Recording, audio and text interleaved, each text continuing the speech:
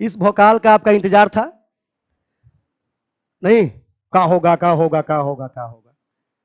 नहीं?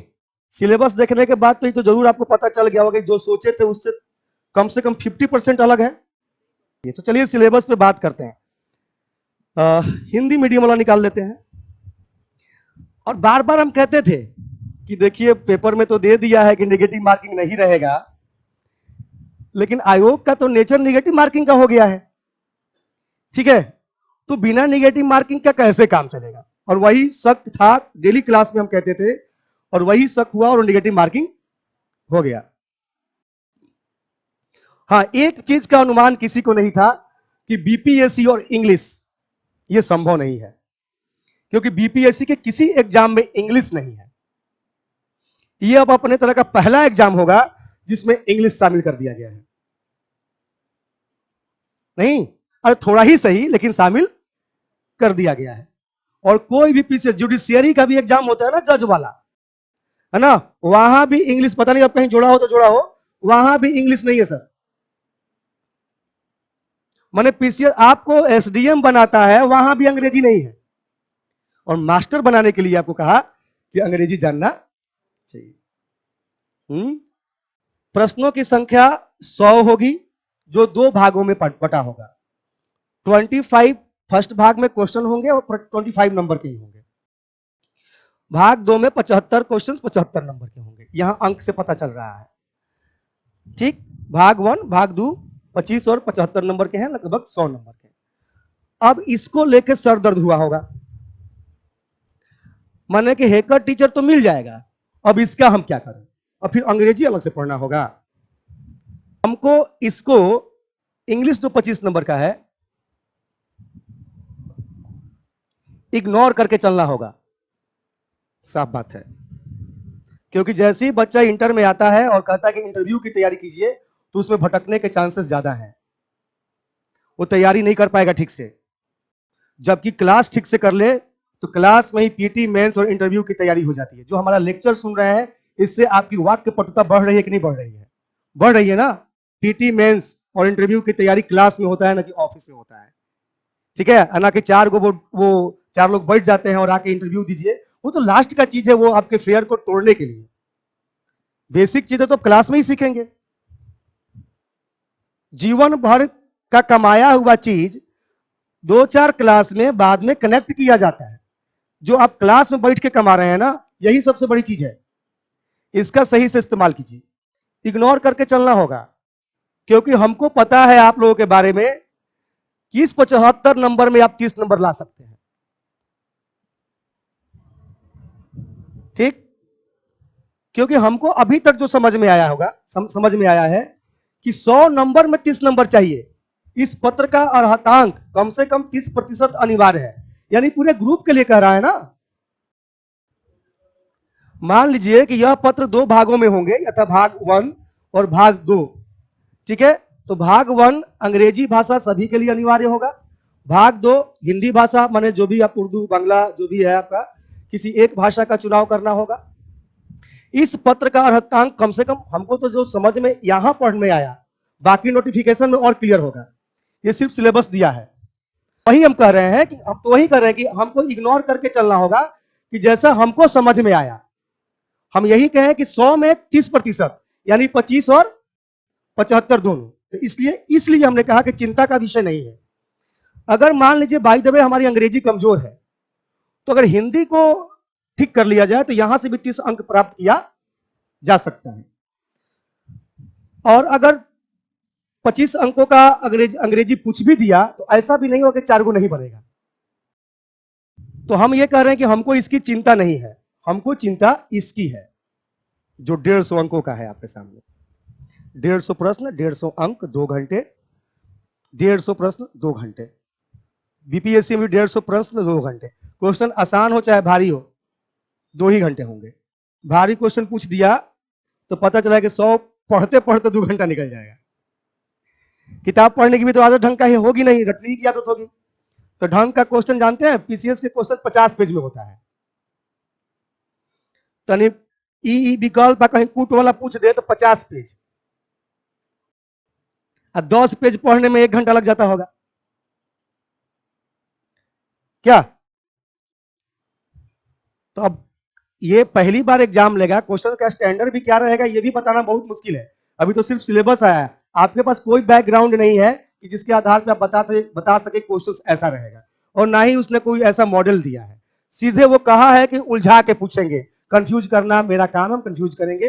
वो पीसीएस का व्यक्ति कह रहा है, जो आयोग का अध्यक्ष कह रहा है, तो वो हर जगह यही नमूना रखेगा। इसलिए हम लोग कैसे इस सब किताबों का इस्तेमाल करेंगे उस पर हम जरूर लास्ट में बात करेंगे। पहले हम आते हैं और बातें। अब प्राथमिक विद्यालय के अध्यापकों के लिए ही होगा ये, इसमें प्राथमिक गणित, और हम समझते हैं कि जो प्राथमिक गणित का जो स्तर होगा अप टू 8 क्लास, 8वां क्लास से ऊपर नहीं होना चाहिए।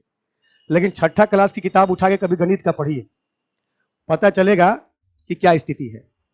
एक बार परफेक्शन नंबर कुछ पूछ दिया था एसएससी में कहीं, तो बड़ी हो हल्ला हुआ। हमको आइडिया नहीं है, हो सकता है परफेक्शन नंबर ही होता हो। क्या होता है? Perfect number. परफेक्ट नंबर पूछ दिया था तो हम लोग को हल्ला बहुत सुनाई दिया, परफेक्ट नंबर, परफेक्ट नंबर, है ना। तो हमको जब भी इस तरह की चीजें, कोई मामला फंस जाता है तो हम बहुत दूर नहीं जाते हैं। हम कहते हैं कि ये बिल्कुल बीटीबीसी की किताब में या एनसीईआरटी की किसी 6ठा 7वां की किताब में होना चाहिए। तो पता चला कि 6 क्लास की किताब में, है ना, परफेक्ट नंबर के बारे में बड़ा बढ़िया से बताया है। तो अब नहीं बना या किसी टीचर ने अप्रोच नहीं किया तो इसका मतलब ये थोड़ी था कि इंटरमीडिएट लेवल का क्वेश्चन था। ये नेट के एग्जाम, सीटेट के एग्जाम नहीं है कि 40% आ जाएगा तो नेट हो जाएगा, अब 55-60% आ जाएगा तो सीटेट हो जाएगा।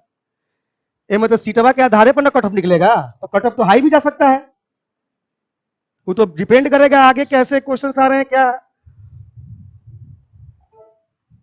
तो इस 150 प्रश्न पे बात करेंगे हम। तो एक तो ये आपका कहां गया,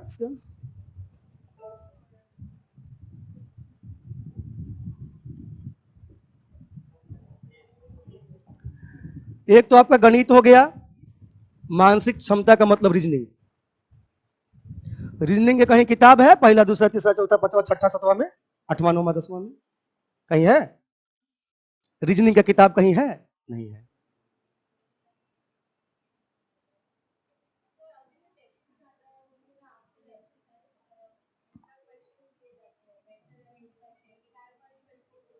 हाँ, पकड़ लिए आप बात को, आप बात को पकड़ रही हैं। रीजनिंग तो कहीं है नहीं, तो फिर रीजनिंग कैसे डाल दिया प्राथमिक स्कूल के शिक्षकों के लिए, है ना। इस सब किताबों में आपको एहसास करा देगा कितनी ताकत है इस किताब में। आप तो, आपके चाचा के चाची के चाचा आपके क्या लगेंगे, ये भी एक तरह का रीजनिंग ही है, नहीं? वो आपको इस क्लास में मिल जाएगा। बस ये है कि जितना इसका दिया है उस पर थोड़ा एक्सरसाइज करेंगे, उस पर थोड़ी बात अगर हम लोग करें थोड़ा हल्का सा वाइड होके तो काम बना सकते हैं। वैसे अगर आपको आदत लगा हुआ है एसएससी रेलवे उसी सब कोडिंग डिकोडिंग पूछेगा, तो हमको चूंकि इस पे कोई आइडिया नहीं है, इस पे भी विशेष आइडिया नहीं है, हम तो आपको किताब को आधार बना के ही पढ़ाएंगे, ठीक है। तो आइडिया नहीं होने के नाते कुछ बोल नहीं सकते। लेकिन अगर कोई रीजनिंग की किताब कहे कि हई बना लो, हाउ बना लो, ये कर लो, वो कर लो, तो उससे बढ़िया है कि प्रतियोगिता दर्पण का अतिरिक्तांक आता है रीजनिंग का, 50-60 पेज का आता होगा। उसी को अगर समय मिलेगा तो 2-3 बार बना लीजिएगा। और आप लोग तो इतना ना तैयारी किए होंगे जीवन में एसएससी का कि उतना आप लोग हैंडल कर लीजिएगा। अभी अगर आपको परेशान करेगा तो दिक्कत है, लेकिन जो आप रीजनिंग बनाए हैं अगर वो ना पूछ के अगर ये टेक्स्ट बुक को आधार बना लिया तो वहां उलझने के भी चांसेस हैं। होता है कि पढ़ कुछ और रहे थे, अब पूछ कुछ और दिया, ये भी खतरा है। तो इसलिए हम तो टेक्स्ट बुक से बाहर नहीं जाने वाले। अब ये दोनों क्षेत्र सर, गणित और मानसिक क्षमता परीक्षण में हम जो किताब में आपको सहारा मिलेगा बेसिक किताबों में, उसके आधार पर हम आपके साथ डील करेंगे।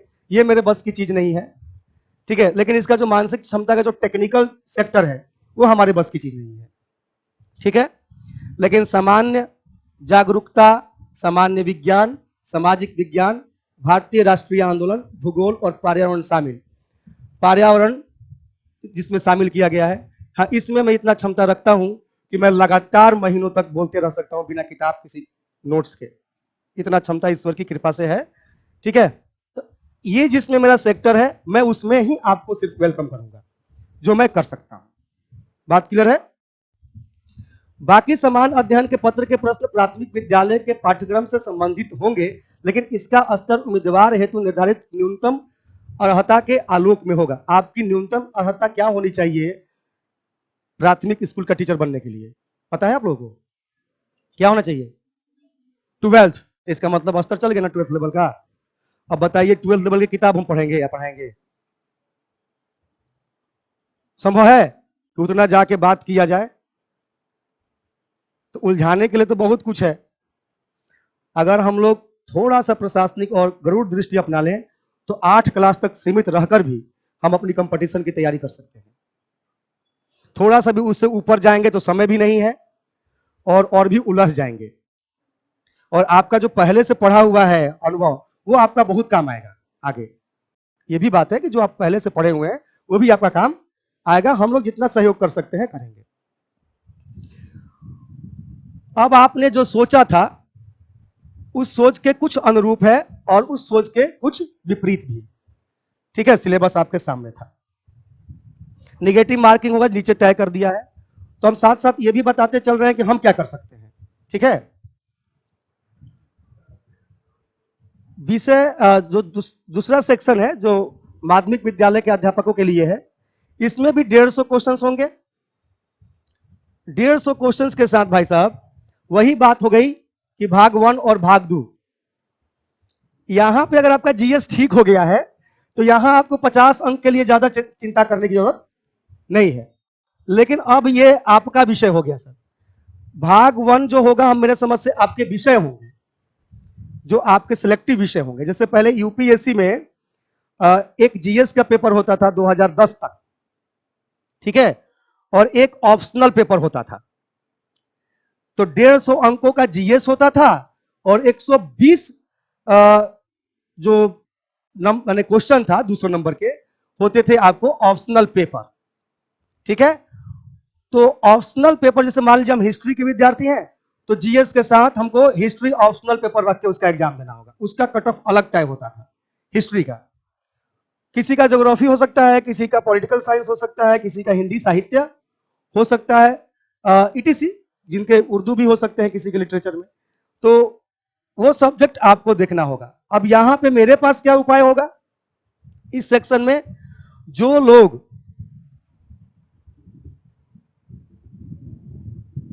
सामाजिक विज्ञान के होंगे यहां पे आपका माध्यमिक विद्यालय के लिए, उनके साथ हम एक्सरसाइज कर सकते हैं।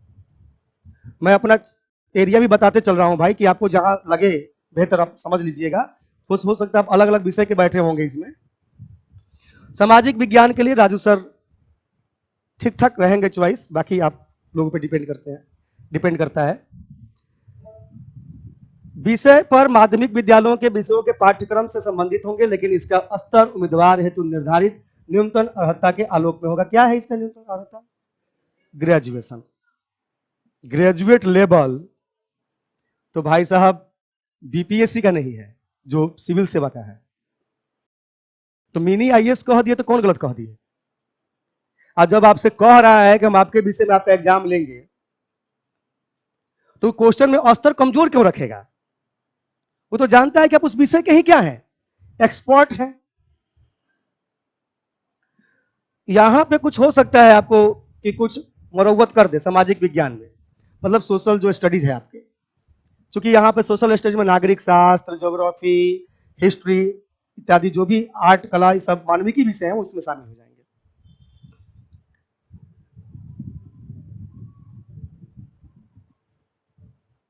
और बाकी जो इस सेकंड सेक्शन है लगभग वही चीजें हैं जो आपके ऊपर है, लेकिन बस 50 नंबर के हैं, क्योंकि हम देख रहे हैं इसमें लिखा हुआ है वही प्राथमिक गणित, सामान्य जागरूकता, सामान्य विज्ञान, भारतीय राष्ट्रीय आंदोलन एवं भूगोल। ये बहुत मुश्किल नहीं है, ये बहुत मुश्किल नहीं है। अगर 10 दिन भी अगर हम लोग डिस्कस कर लें और क्लास में समराइज कर लें तो हम लोग 50 में से 30 क्वेश्चन हैंडल कर सकते हैं, ठीक है। लेकिन वो है कि 10 लेक्चर हमारी उस जो विषय ये बता रहा है। अब भारतीय राष्ट्रीय आंदोलन इसने साफ ही लिख दिया है, तो हमको इतिहास में भटकने की आवश्यकता ही नहीं है। नहीं, एक तो 1857 पे बात कर लेना है, आएगो हम चल जाएंगे 1885, और 1885 पकड़ेंगे, थोड़ा सा उदारवाद और कांग्रेस की पार्टी का स्थापना, 1919 तक एक सेगमेंट ले लेंगे, 1919 से लेकर 47 तक की घटना को बात कर लेंगे। 10 से 12 लेक्चर काफी है, 10 से 12 लेक्चर काफी। नोट्स होंगे आपके पास, वो बहारने के लिए होगा, हंसोतने के लिए, ई नोट्स, ऊ नोट्स, ऊ नोट्स, लेकिन याद तो वही रह जाएगा जो हम क्लास में आपसे चर्चा करेंगे। ठीक है, बाकी आपके वो अच्छा लगने के लिए, वो सब आपको अच्छा फील हो, उस सब का भी व्यवस्था रहता है यहाँ पे।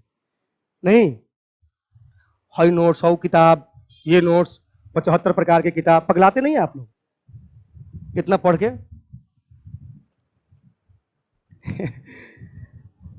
खैर, तो यहां पे कुछ कहने वाली बात नहीं है, बस आपका जो विषय है वो थोड़ा सा और उच्च पे जाएं आप, हायर सेकेंडरी में, उच्च माध्यमिक विद्यालय में, तो सब कुछ वही है।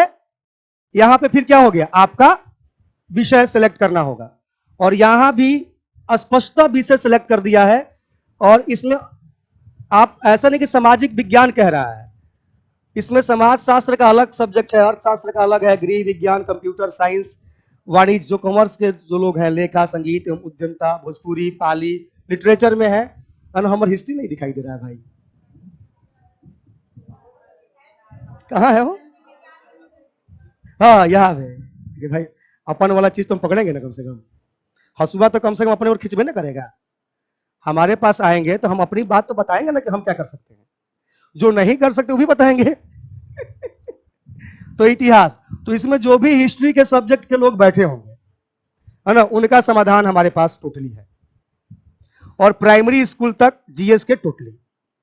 ठीक है, सामाजिक भी जहां समाज वो सोशल स्टडीज के लिए है, उसका भी समाधान है, आप इसको समझते चलिए, और बाकी आपकी योग्यता उसके हिसाब से तय होती है। अब इसमें समझने वाली कोई बात थी नहीं।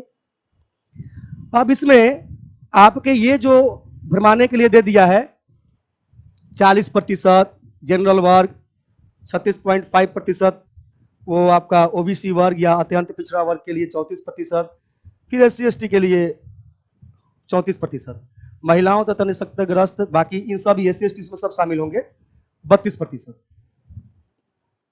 ये सिर्फ भ्रम है, इसमें तो आपको जाना ही नहीं चाहिए। अच्छा, कौन नेट के एग्जाम ले रहा है, सीटेट के, कि प्रतिशत बता दिया है।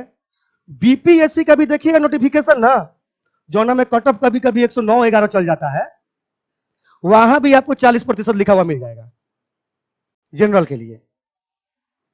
तो क्या 40% लाने वाले लोग बीपीएससी पीटी निकाल लेते हैं? निकाल लेते तो बहुत ऐसे लोग हैं जिनके पास नंबर 65-70 होता है, लेकिन वो बीपीएससी के रिजल्ट से बाहर होते हैं। ये तो मान लीजिए कि 500 सीटें अगर उसको लेना है, ठीक है, और 100 कट ऑफ पर पता चला कि 400 अभ्यर्थी निकल रहे हैं, तो कट ऑफ क्या करेगा और गिराएगा, ताकि 500 लोग क्या हो जाए, शामिल हो जाए। अगर 100 कट ऑफ पे 600 विद्यार्थी आ रहे हैं, तो वो कट ऑफ क्या करेगा, बढ़ाएगा। बात समझ रहे हैं ना आप?